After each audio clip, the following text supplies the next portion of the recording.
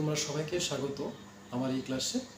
দেখো, অনেক স্টুডেন্টদেরই এই সমস্যাটা হয় যে কোনো সংখ্যা কখন 3 দিয়ে ডিভাইড করা যায় সেটা তারা বুঝতে পারে না। তো তার জন্যই আজকের ক্লাসে আমরা শিখবো যে কোনো সংখ্যাকে 3 দিয়ে কখন ডিভাইড করতে পারবো বা কীভাবে বুঝতে পারবো যে ওই সংখ্যাটাকে 3 দিয়ে ডিভাইড করা যাবে কি না। তো ফার্স্ট অফ অল দেখো, তারা বিভাজ্যতা আমরা কীভাবে বুঝতে পারবো কোনো সংখ্যা 3 দিয়ে ডিভাইড করা যাবে কি না। দেখো, কোনো সংখ্যার সবগুলি অঙ্কের সমষ্টি 3 দ্বারা বিভাজ্য হলে সম্পূর্ণ সংখ্যাটি 3 দ্বারা বিভাজ্য হবে। দেখো এক্সাম্পল 315, তো এই সংখ্যাটা 3 দিয়ে বিভাজ্য হবে কিনা আমরা কীভাবে সহজে বুঝতে পারবো। কী করবে, তোমরা মুখে মুখে এই সবগুলি ডিজিটকে প্লাস করে নেবে। দেখো 5 + 1 কত হয় 6, আর 6 + 3 কত হয় 9। তো 9কে তো আমরা জানি 3 দিয়ে ডিভাইড করা যায়, কারণ 3 দিয়ে 9 হয়। তার মানে এই সবটা সংখ্যাটাকে 3 দিয়ে ডিভাইড করতে পারবে। সেমভাবে দেখো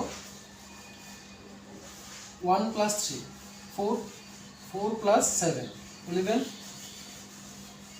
11 + 2 13, 13 + 2 হয় 15। দেখো 15কে তো আমরা 3 দিয়ে ডিভাইড করতে পারি, 3 15 হয়। যেহেতু তাদের সমষ্টিকে 3 দিয়ে ডিভাইড করা যায়, তার মানে এই সম্পূর্ণ সংখ্যাটাকেও তুমি 3 দিয়ে ডিভাইড করতে পারবে এবং মিলবে। তুমি এক্সাম্পল হিসাবে দেখে নাও, দেখো হয় কি না, চেক করে দেখো 3 দিয়ে। তো 3 এর টেবিল দেখো, 3 দিয়ে তো 1কে দেওয়া যায় না, দুটো নিতে হবে। 13, 3 4 = 12, তো 3 4 = 12 হলে তো 13 - 12 কত হয় 1 হয়। উপর থেকে 7 নামবে।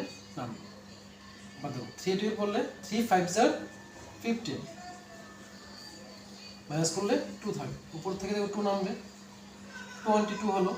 3 7 = 21, মাইনাস করলে 1, উপর থেকে 2 আছে 2 নামবে। আবার দেখো 3 4 = 12, তো মিলে গেল। তো এভাবে তোমরা সম্পূর্ণ ডিভাইড না করেও কোনো ডিজিট দেখেই বুঝতে পারবে বা কোনো সংখ্যা দেখেই বুঝতে পারবে যে ওই সংখ্যাটা বা ওই ডিজিটটা 3 দিয়ে ডিভাইড হবে কিনা।